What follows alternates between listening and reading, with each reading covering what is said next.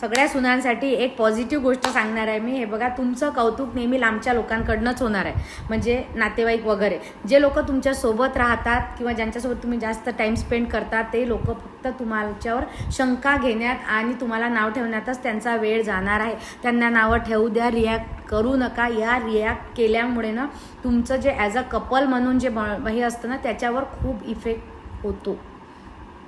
हे तुम्ही ऑब्झर्व करा.